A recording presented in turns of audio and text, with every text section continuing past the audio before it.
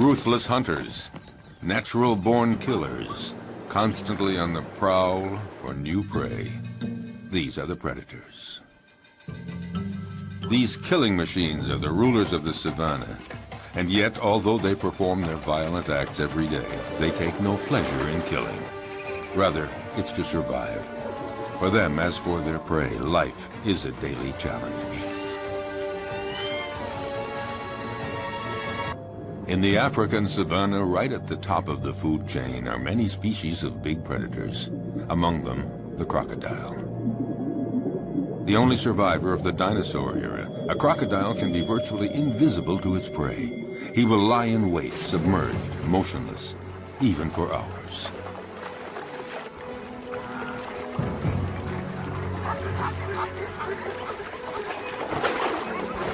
Fearsome, discreet, wily, he is perfectly adapted to life in the water and has the sinister reputation as the most dangerous killer in Africa.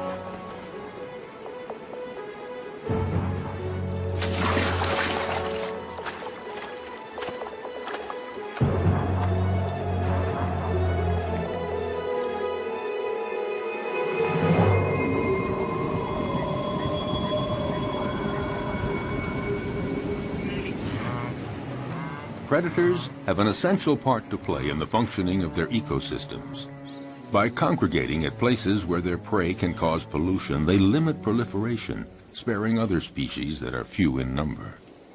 Predators as a group, in limiting populations, help to preserve species that might otherwise eliminate one another.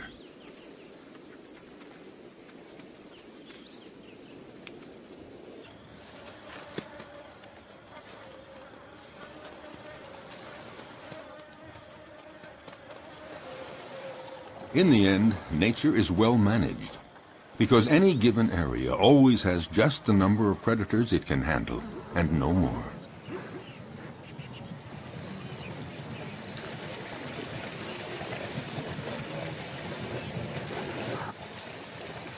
Each predator has its own way of hunting. Their strength and speed seem to protect them from many dangers, but their never-ending need for food, for survival, drives them constantly to keep hunting. Even when prey is abundant, chances of success are never sure. Often it depends on the strategy of the attack.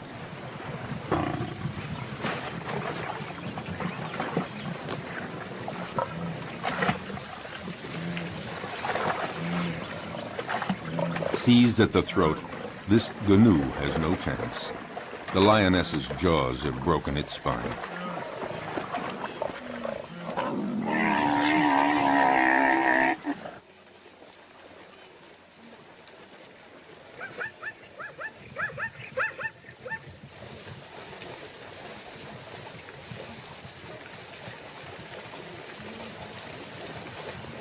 But the lioness can't lift her prey out of the water because the creek became too muddy during the dry season. She has to devour the animal here where it was killed, a rare practice. Usually several lionesses hunt together, but there are occasions of solo hunting, and then the lioness can rely only on herself to defend her kill. The prey has barely been taken when other predators start pointing their snouts toward the meal. Yes, it is not enough to hunt down and kill your prey. You have to defend it, too. The fury of a lioness can be fatal for a hyena. The sudden appearance of a buffalo might improve the hyena's chances. But is the big animal a real danger for the lioness? The buffalo keeps approaching, trying to frighten the lioness away from her kill. The herbivorous avenger forces the lioness to flee up a tree. High up in the acacia tree, she keeps a needle-sharp watch on what is happening below. Finally, the buffalo lets the lioness come down, and the hyena sees his chance evaporating. In fact, the hyena gives up. The lioness could return to the dead prey at any moment to finish her meal. No, the hyena would rather try elsewhere, where a family of cheetahs is hunting in the area.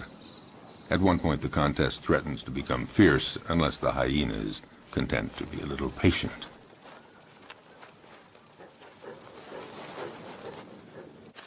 Why not let the fastest predator of the savannah do all the hard work?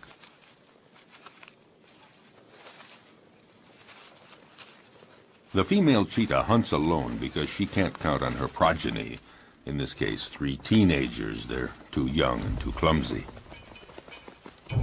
Her hunting technique is simple. Just race to the prey as fast as possible and deliver a powerful swipe of the paw to throw the animal off balance. Once it's on the ground, the cheetah's powerful jaws sink teeth into the throat, and that's that. Once she sets off, there's no turning back. There is no room for error. Yes, this may be the fastest animal on Earth, reaching speeds of 100 kilometers per hour. That's 60 miles per hour. A gifted sprinter. But she soon runs out of breath and finds it hard to take the turns at high speed.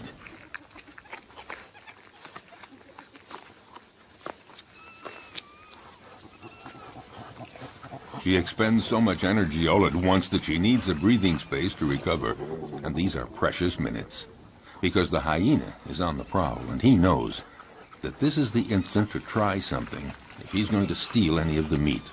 The young cheetahs waste no time in munching off the first bits. The cheetah senses danger, but what can she do? These kids are too clumsy to make any sort of organized resistance.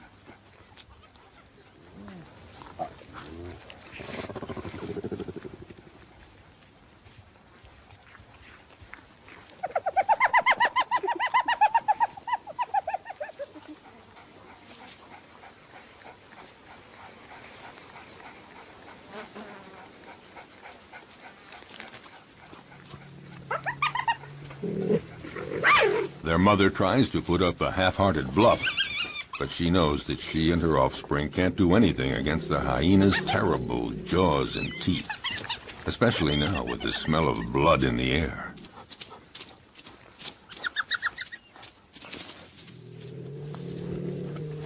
She doesn't even try to fight.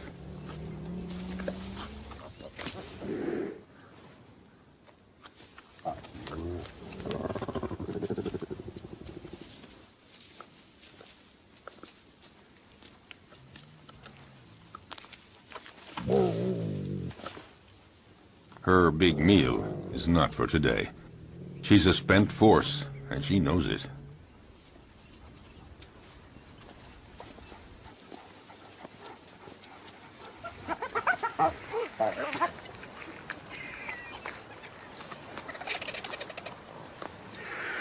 The scent of blood draws many scavengers.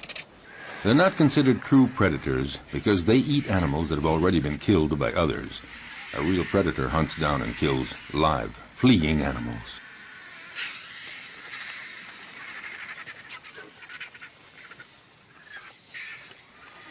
As for the hyena, his patience has paid off, and he can eat to his heart's content.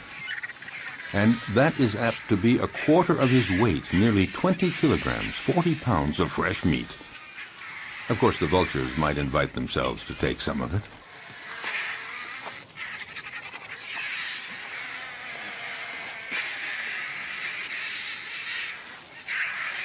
A jackal is prowling around, but he's no match for the hyena.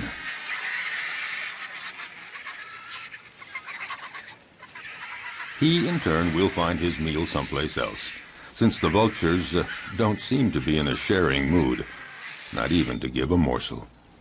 So he has to fall back on more modest prey.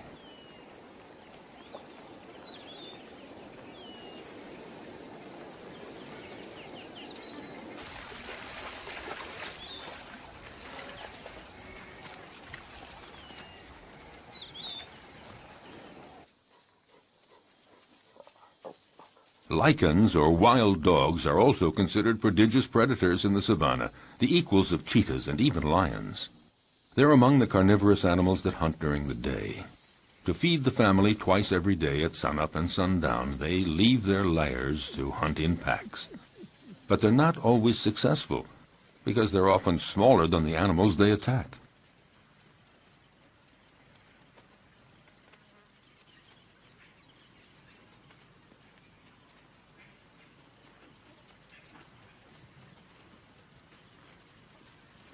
These creatures are classified between the dog and the hyena, and they're sometimes called hyena dogs.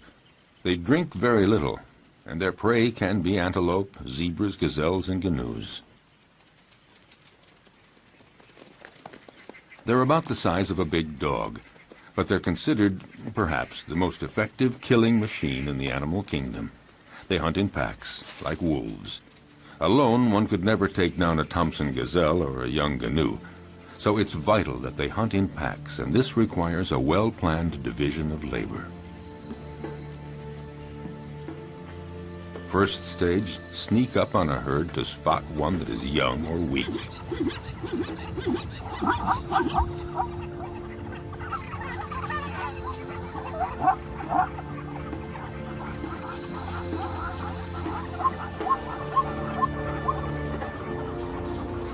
Next, chasing down in relays.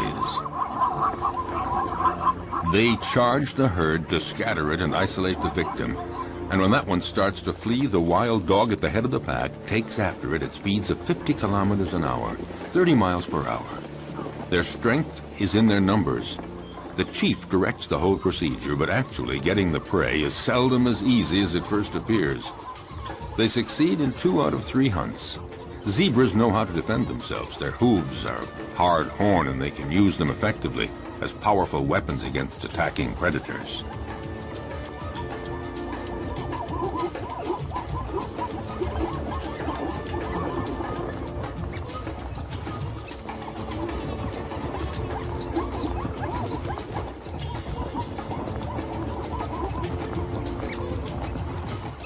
This time, the zebra herd manages to fight off this pack that isn't really prepared for this morning chase.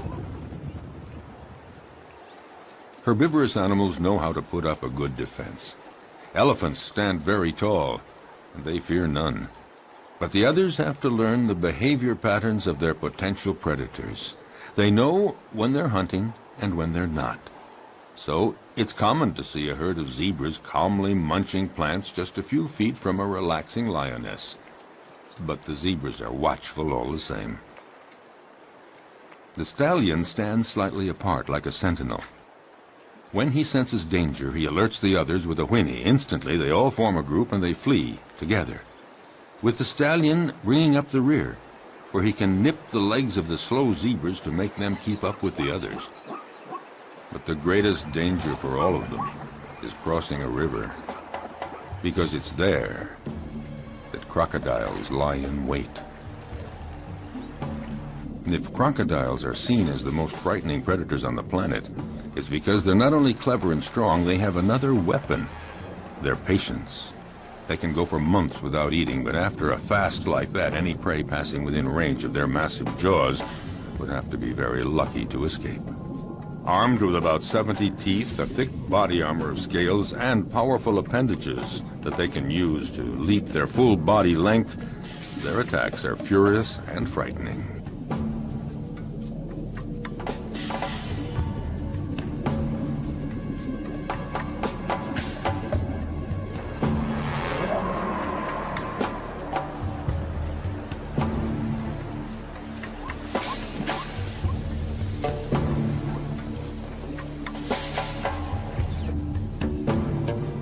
Their body submerged to surface level in a river or a pond makes them almost undetectable, just a part of the environment, until they surprise their victim.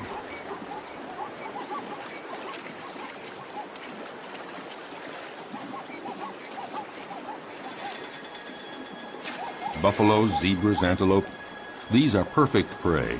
And slippery shoreline mud or steep riverbanks often make it hard for the prey to get away.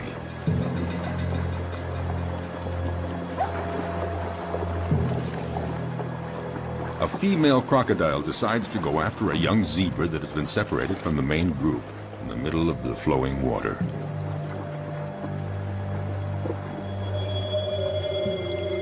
It's not a fair fight. Alone, terrified and wounded in the river, the animal doesn't know where to go or how to get away.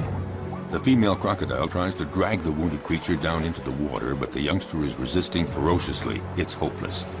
The crocodile has to have a better hold. The prey might get away. Whatever it takes, she has to get a firmer grip with her jaws, and in those few seconds, the zebra could get away.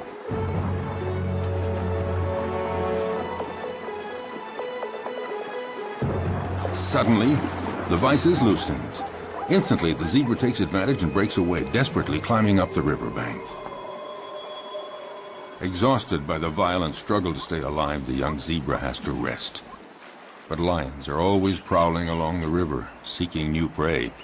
The young zebra's minutes are numbered because she is wounded. And in the savannah, a wounded animal is as good as dead. Here at the river, the lions have this prey for the taking. In fact, they have a wide choice of animals that are fatigued from crossing the river, or sick, or wounded, the ones that trail behind the herd.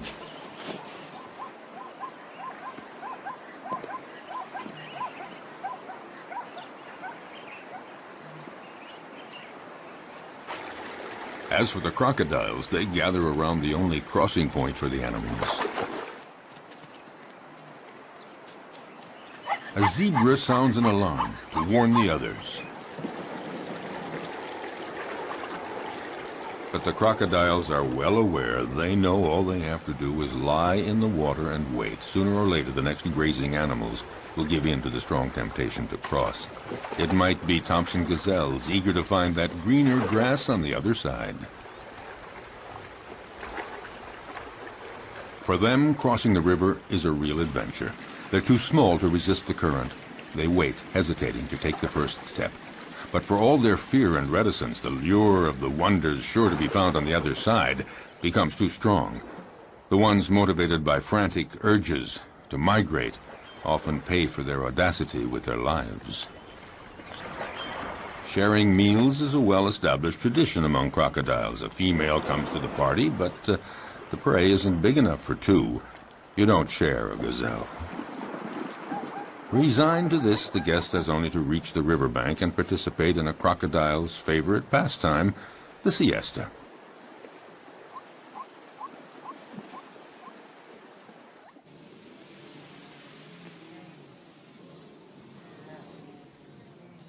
But during the mass migration across the Masimara Plains, danger comes not only from crossing the river, it lurks everywhere.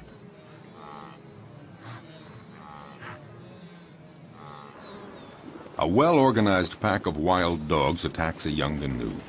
It's encircled and separated from the herd. The predators then go at it fiercely, relentlessly, showing no mercy. The gnu is exhausted. It's time for the kill.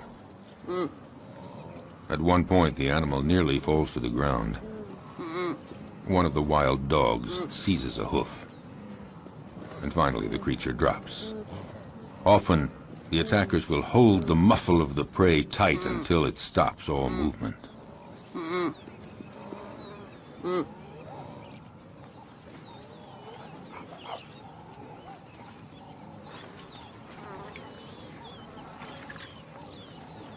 Now it just remains for the predators to share the meal. Back at the lair, a part of the meal will be regurgitated by the mothers to feed their young.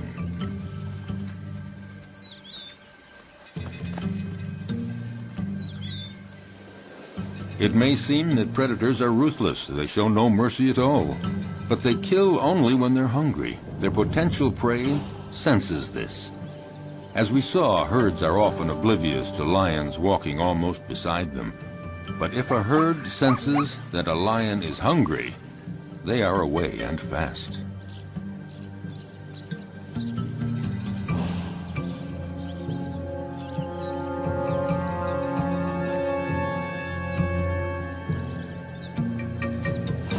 Yes, usually lions hunt in groups, or rather the lionesses hunt in groups.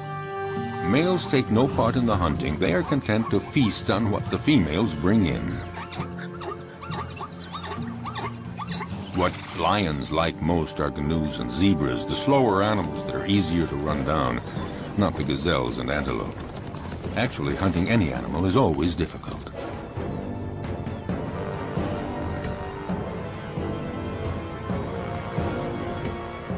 When hunting in groups, lionesses lie in wait, upwind, but one is stationed downwind. They wait for the right moment, and then come out all at once, heading straight for the herd. The targeted animal is, of course, terrified and runs in all directions. There's every chance that the ambush will be successful. It is said that the zebra has an anti-lion camouflage. When they're running fast and trying to get away from the lions, their stripes create an optical effect that makes it difficult for a lion to distinguish where one zebra starts and the other ends. Unfortunately for the zebras, the effect isn't very effective.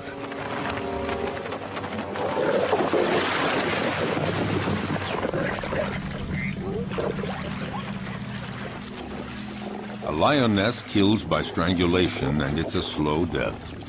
The victim tries to get breath. It might take 10 minutes before the animal dies. The success score for females that hunt alone is fairly low. It's about 17%, 1 kill in every 5 attempts. This makes the survival of the lion cubs fairly uncertain. It's not surprising that they prefer hunting in groups. Today, the lionesses and the cubs are eating as fast as they can before a male comes along to take his share. When a male is present, he is always served first. But this time, Mom and the kids will have full stomachs. All the same, the odor of the carcass draws famished hyenas.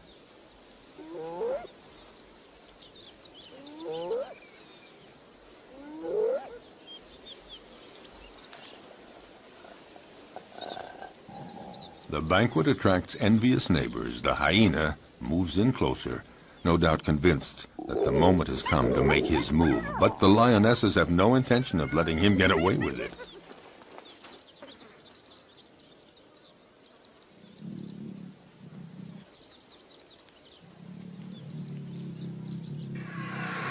He's going to have to wait until the lion family has had its fill, and then he will move in to find they have left him a few bare bones.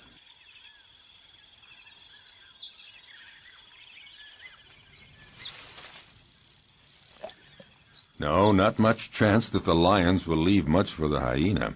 Well, if there's nothing here, the hyena has to resume a solitary quest. Why not seek out tender prey, fresh meat, for instance, an unsuspecting, defenseless baby cheetah? For out in the wild, hostile nature, the lives of the young, whether predator or prey, are often precarious.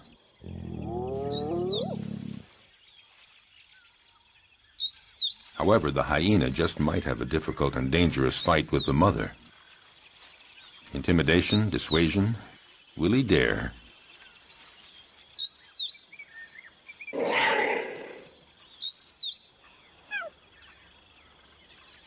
No, the risk looks too great. The hyena goes on his way and keeps on the prowl for other prey.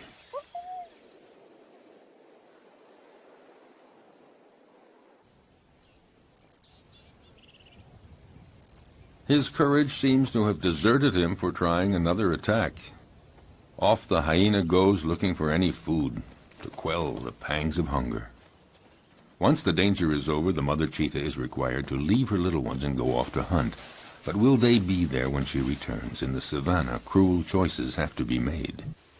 The hyena appears to have gone off and is now far enough away.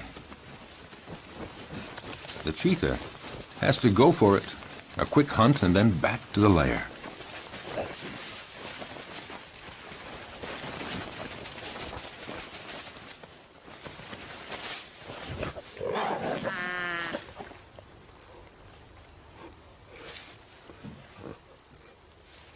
The hyena is watching all this.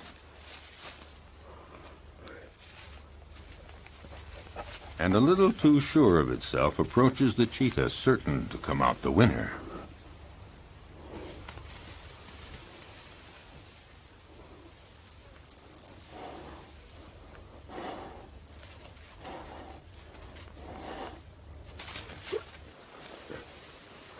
But just then, a new character walks on stage, one that was not expected, a lioness.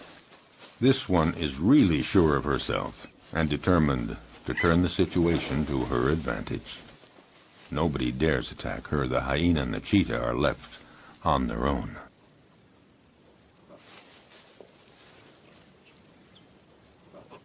Indifferent, the lioness ignores them with the arrogance of a victor.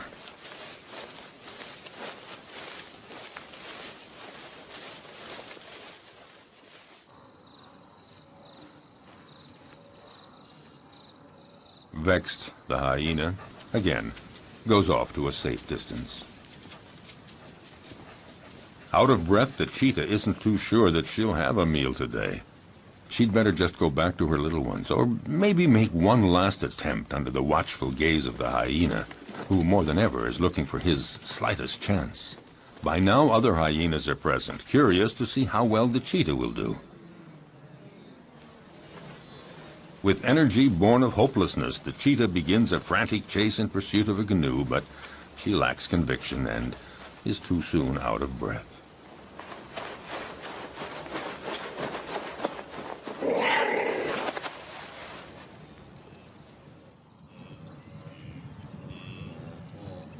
Even the gallery of watching hyenas doesn't think that she'll succeed. However, they join others of their pack and profit from the panic caused by the cheetah to attack a wounded gnu. The lone hyena would very much like to join the party. Well, aren't there cordial relations among all members of the same species?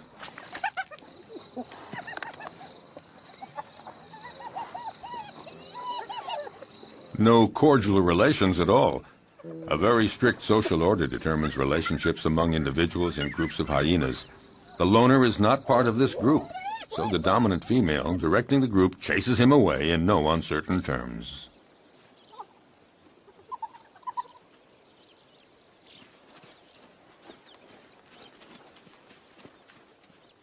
Nothing can be done, so it's best just to melt away into the distance.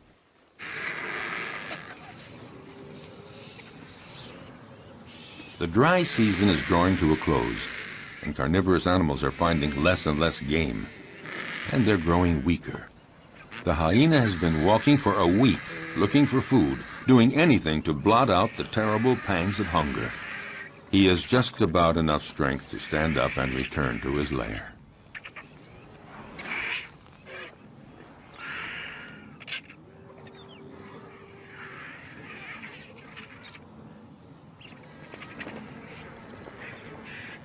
Oh, he knows the vultures are waiting for just one thing, for him to lie down and not get up.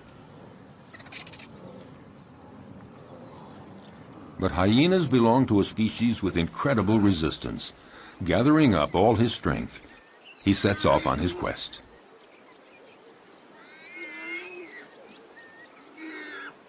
He isn't lucky and doesn't have the strength of a lion, but all the same, his plight isn't so bad compared to that of the warthog that the lioness has no hesitation in devouring while still alive.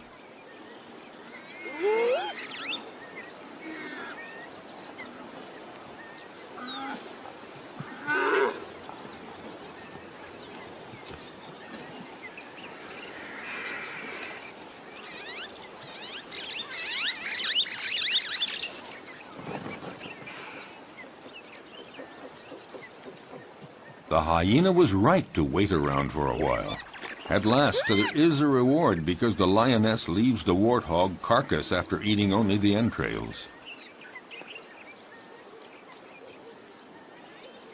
Finally, something to eat.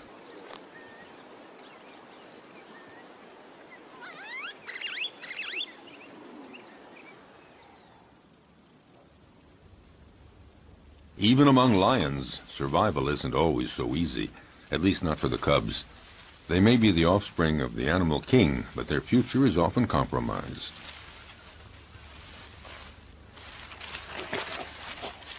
Power and strength characterize the lion, but the cubs are vulnerable, and danger lurks everywhere, even within their own group. Actually, among the lions, everybody seems to be getting along with a certain intelligence. The females within a family are taking good care of the little ones.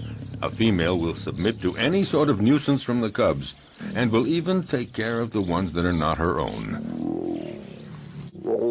So the females remain calm, but it's quite different with the males. They guarantee reproduction, and they protect the females and the cubs, but they can turn dangerous for the cubs.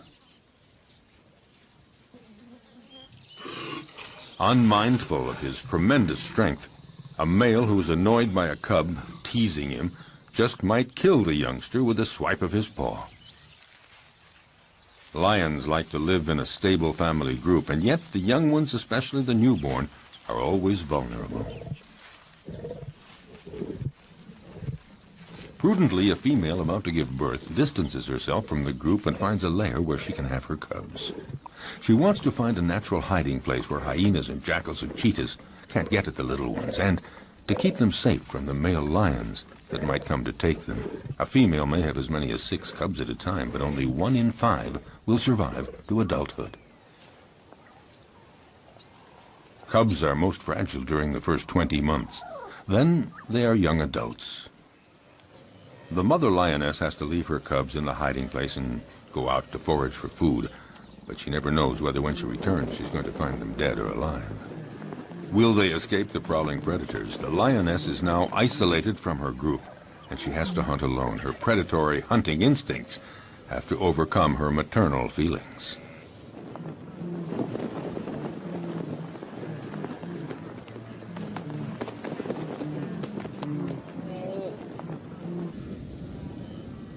She must go off to hunt even though solitary male lions are prowling the area.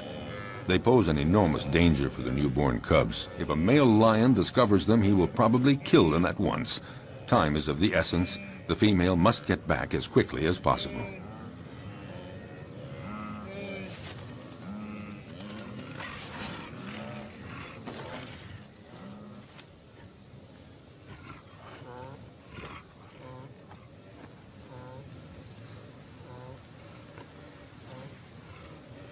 A lion, alerted by the noises, emerges from a thicket. A male lion does very little in life. He sleeps and takes care of reproduction, protects the group, and eats to his fill whatever the lionesses bring in from the hunt. And usually he's first in line. The lioness is well advised to catch her breath quickly and start eating as much as she can to regain her strength before the male shows up.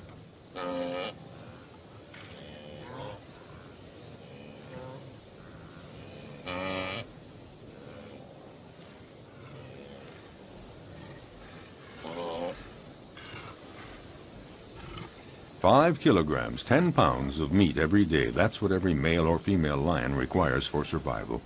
But one might eat up to 35 kilograms, 70 pounds, at a single meal. The effort has been so strenuous, the lioness has to recuperate for a good 10 minutes before feeling strong enough to begin eating.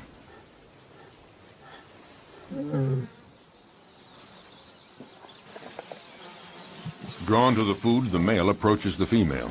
She submits because she knows the social order within lion groups. Males take first.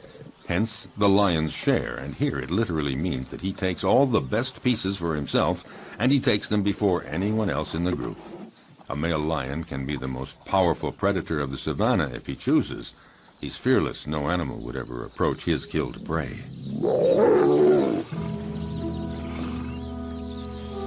The lioness can only wait, resigned to the situation, and go off to her cubs.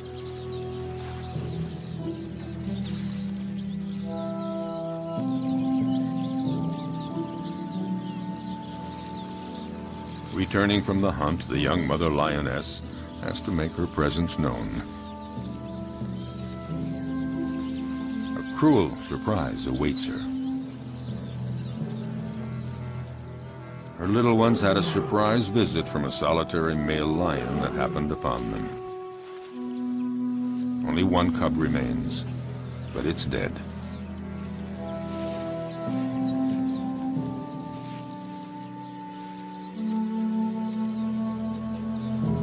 She takes it and wanders through the savannah for a long time.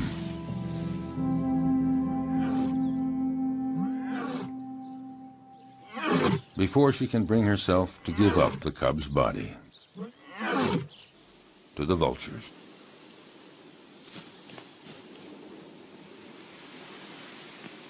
Accused of killing for pleasure, predators have incurred a bad reputation, and yet, for over half a century, many scientific studies have proven their usefulness.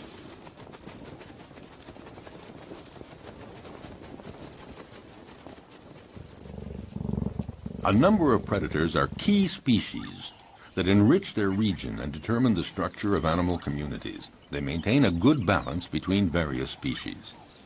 Attempting to suppress the predators to protect nature is a mistake, because any place without predators is not a stable environment. On the contrary, it's an artificial habitat made poorer and more fragile.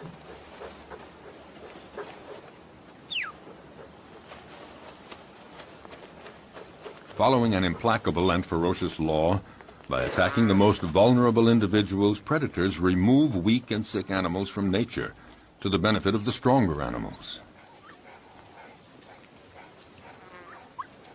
For all that, the life of a predator is not so simple. Nature's implacable law applies to them, too. A sick predator, one that is wounded or not very good at the art of hunting, will in turn disappear. Learning to be a good hunter requires a long period of instruction.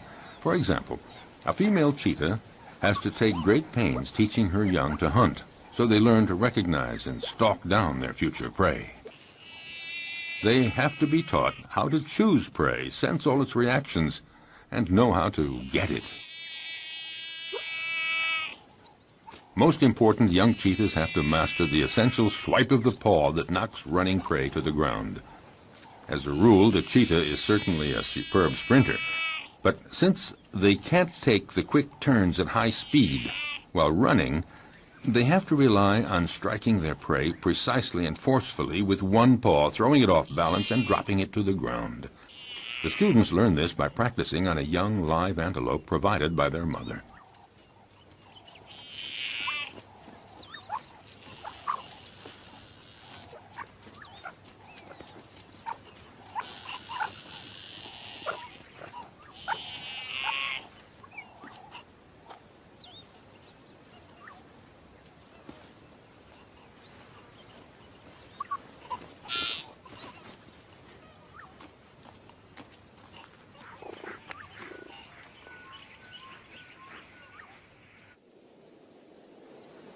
In the broadest sense, being a predator is feeding on other living creatures.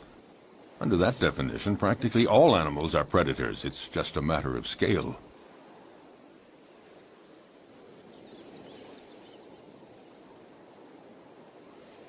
In the savannah, baboons are for the most part omnivorous, but sometimes they reveal themselves as accomplished predators.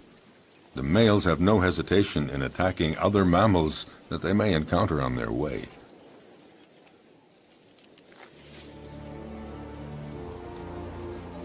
They can be terrifying opponents. Their bite is awesome. A powerful dominant male has caught a small gazelle. He doesn't wait for the prey to die before devouring it, right in front of his underlings.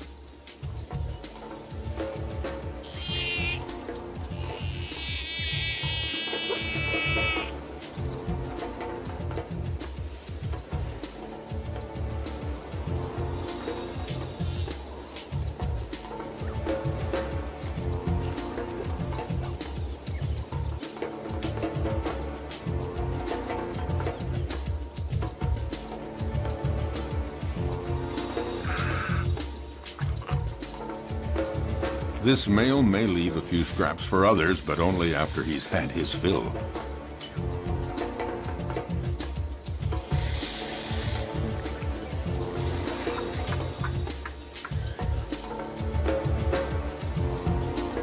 In the savannah, death is a part of everyday life. The baboons set off for new horizons.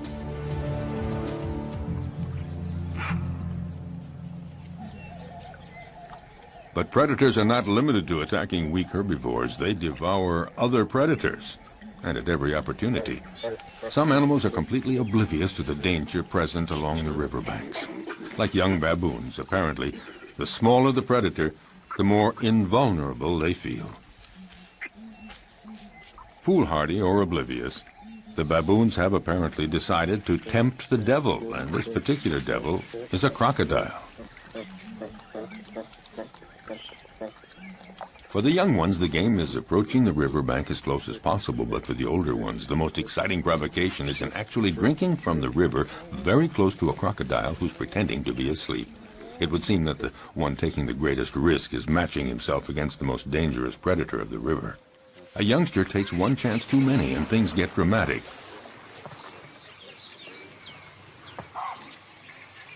The alert is sounded, but it's too late. The entire group looks on helpless, seeing the young baboon in the jaws of the hungry crocodile.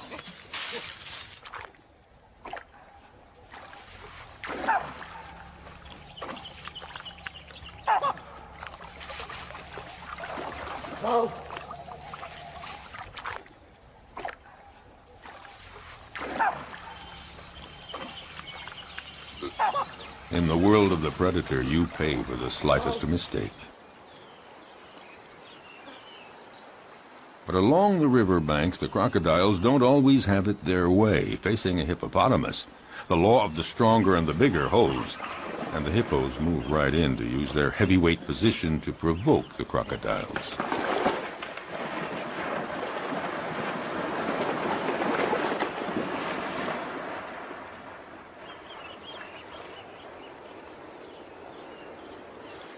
The hippos and the crocs live together in the river. The crocodiles may present no direct threat to the hippos, but all the same, they might go for a young, defenseless crocodile. Defending territory, provoking, hippos are quick to show disdain for the crocodiles as soon as they're big enough to intimidate them, and in response, the crocodiles feign indifference. Even the youngest get in the game. On dry land, the adult crocodiles do their best to frighten the hippos.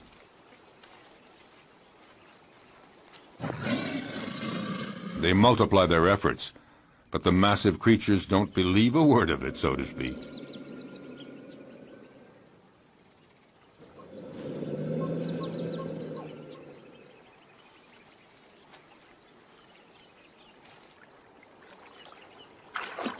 If duels between adults held on land seem not really dangerous for the combatants, it's not the same in the river, when the crocodiles are again in their preferred hunting ground.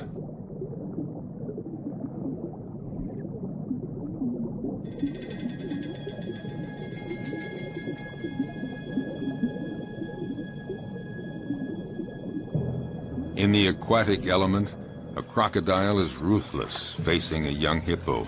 Didn't realize how dangerous it is to get separated from the group.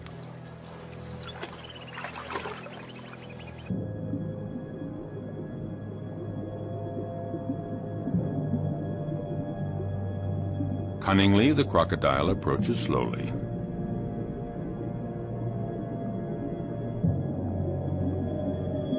Very calmly, it pursues the prey, waiting for the right moment to strike.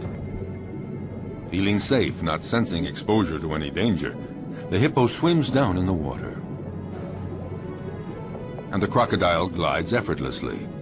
He's in no hurry.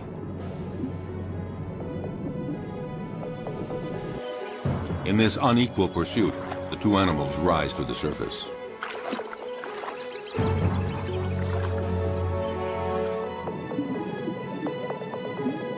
It only remains for the crocodile to pounce and pay no penalty.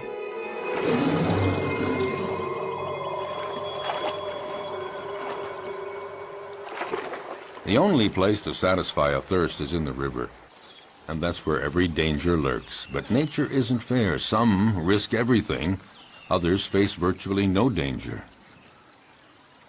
Take the giraffe, gaining considerable protection from its great height. Still, it's in mortal danger drinking at the river, because it has to spread its legs, and in this uncomfortable position, the giraffe is highly vulnerable.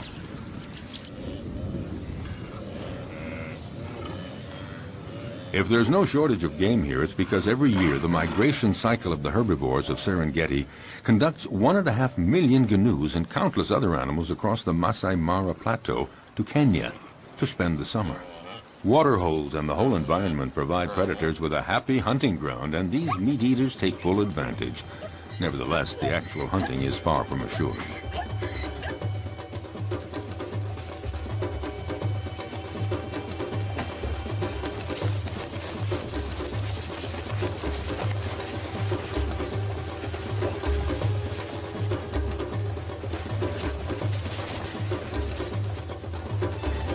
As always, some succeed and others fail, but it's not because there's no game.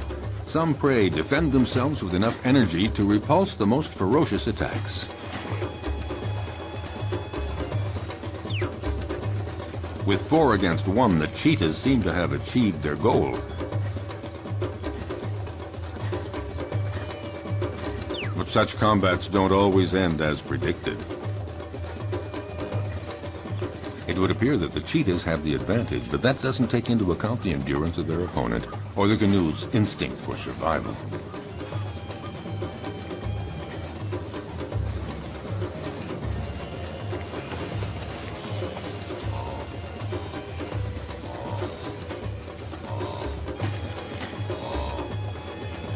Despite the ferocious attack he has endured, will the canoe's stubborn refusal to give in result in his eluding his attackers?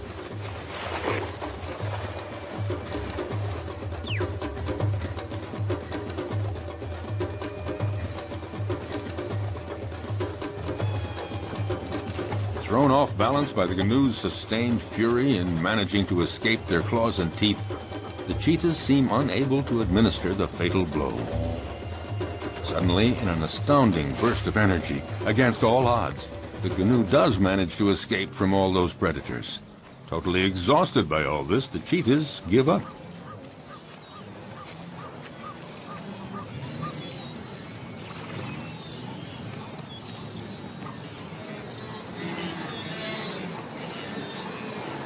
In this immense jumble of thousands of canoes and zebras and gazelles, as we have seen, the most fearful moments of their long migration trek come when they have to cross the river.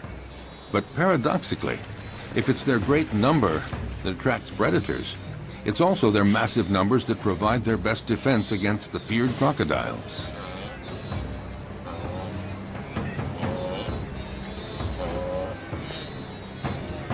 The canoes throw themselves into the river, where the crocodiles await them to conduct them to their doom. But there is such a density, so many animals churning in all directions.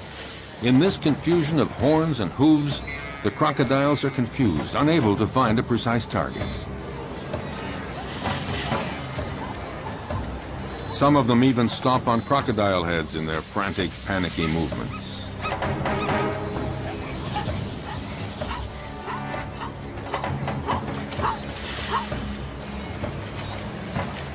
This superabundant flow of animals disorients the predators, but any animals that stray from the central melee, any out on their own, are instantly victims of ferocious crocodile attacks.